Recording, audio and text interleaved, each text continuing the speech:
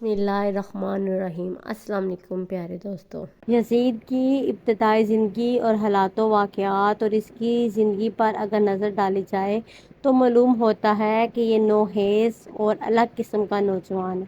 مسلمان گھرانے میں پیدا ہونے کے باوجود اسلام کی اثر روح سے روشنا نہ ہو سکا تھا۔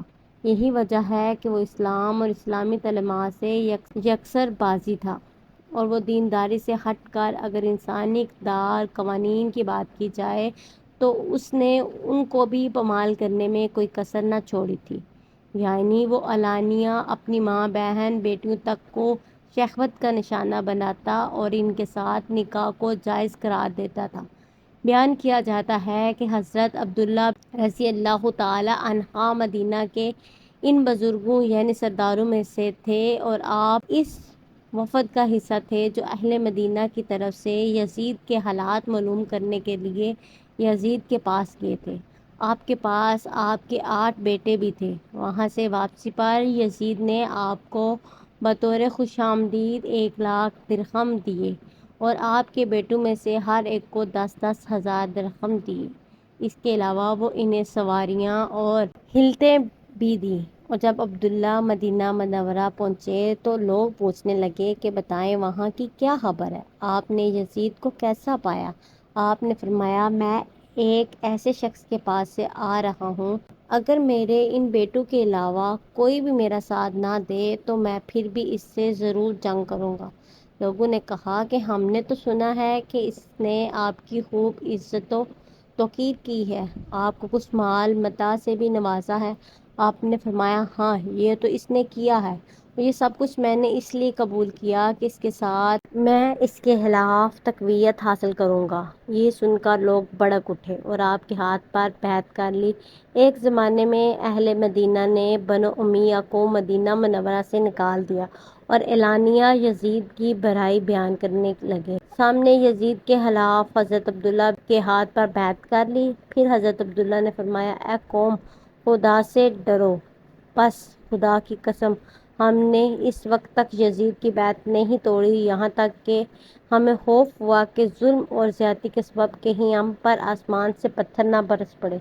یعنی برائی بہت ہی عام اور بڑھ گئی، کیونکہ یزید ایک ایسا شخص تھا جو ماؤں، بیٹیوں اور بہوؤں کے ساتھ نکاح جائز کر دیتا تھا اور شراب بھی پیتا تھا۔ علامہ ابن حجر مکی رحمۃ اللہ علیہ نے تو اسی روایات میں یہ بھی اضافہ کیا ہے کہ یزید وہ ظالم شخص تھا جس نے رسول اللہ صلی اللہ علیہ وآلہ وسلم کی اولاد کو شہید کیا۔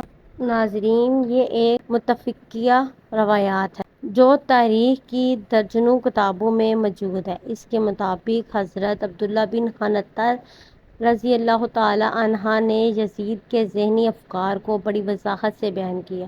یعنی ہر عقل و شعور رکھنے والے آدمی بآسانی یہ سمجھ سکتے ہیں کہ یزید کے دل و دماغ میں ہر وقت کس قسم کے خیالات سے سوار رہتے ہوں گے۔ وہ شہزادیوں اور ام المومنین وغیرہ کے متعلق بھی کس قسم کا ذہن رکھتا ہوگا۔ چنانچہ ایک مرتبہ تو اس نے وہ غلیظ حرکت کر ڈالی کہ جس کا معاذ اللہ کوئی مسلمان سوچ بھی نہیں سکتا تھا۔ یعنی اس نے سیدہ ام المومنین حضرت عائشہ صدیقہ رضی اللہ تعالی عنہا کو ہی عقد کا پیغام بھیج دیا۔ اس وقت سیدہ ام المومنین بڑھاپے میں تھی اور آپ رضی اللہ تعالی عنہا کی وفات میں تھوڑا ہی عرصہ رہ گیا تھا۔ یزید کا پیغام نکاح جیسے ہی ام المومنین حضرت عائشہ صدیقہ رضی اللہ تعالی عنہا تک پہنچایا تو مدینہ بھر میں اس کا شور برپا ہو گیا۔ تمام اکابرین اسلام نے قرآن مقدس سے نظرچ دکھا کر اس بدبخت یزید کو بہت کچھ لعنت و ملامت کی۔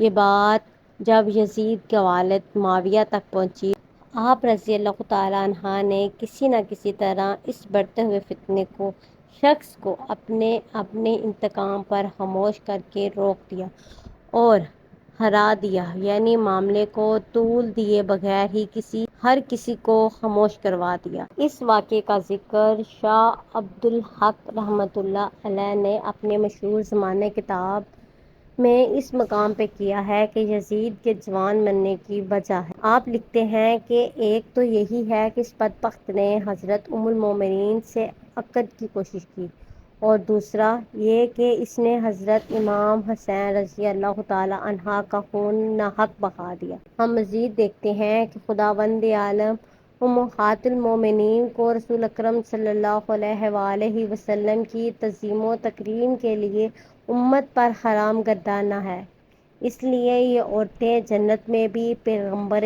خدا کی زوجیت میں ہوں گی۔ چنانچہ ایک کتاب میں ہے کہ ایک دفعہ طلحہ بن عبداللہ نے کہا کہ پیغمبر خدا کی وفات کے بعد بھی حضرت عائشہ صدیقہ رضی اللہ تعالی عنہا سے نکاح کروں گا۔ چنانچہ طلحہ کے اس ارادے پر اللہ تعالیٰ نے قرآن مقدس کی وہ آیات نازل فرمائی جس میں ازواج رسول صلی اللہ علیہ وآلہ وسلم سے نکاح سے منع فرما دیا گیا۔ آپ آگے مزید لکھتے ہیں کہ بعض کتب میں یہ بھی لکھا ہے کہ یزید ملعون نے بھی ام المومنین حضرت عائشہ سے فقہ کی خواستگاری کی تھی، تب لوگوں نے اس سے یہ آیت پڑھ کر سنائی اور وہ رک گیا۔ ناظرین، یہ غلیظ حرکت کس بنا پر تھی اس کے بارے میں ہم کچھ نہیں کہہ سکتے، مگر اتنا ضرور کہیں گے کہ وہ لوگ جو یزید کو صالحین امت میں کھڑا کرنے کی کوشش کرتے ہیں، حافظ قرآن، قاری حدیث ثابت کرنے کی کوشش کرتے ہیں، تو وہ ذرا ہوش کے ناحل لیں، کیونکہ اگر وہ یعنی یزید قرآن و مقدس کے احکامات پر ایمان لاتا تو اس کی آنکھوں میں جناب رسول صلی اللہ علیہ وآلہ وسلم کی عزت و توقیر ہوتی، وہ کبھی بھی ایسا ناشائستہ حرکت کرنے کی جرات نہ کرتا۔ اللہ پاک ہمیں ہر برے عمل سے بچائے اور ہمارا خاتمہ ایمان پہ فرمائے، آمین ثم آمین۔ ناظرین، کمنٹ باکس میں ایک بار صلی اللہ علیہ وآلہ وسلم ضرور لکھیے گا۔ شکریہ۔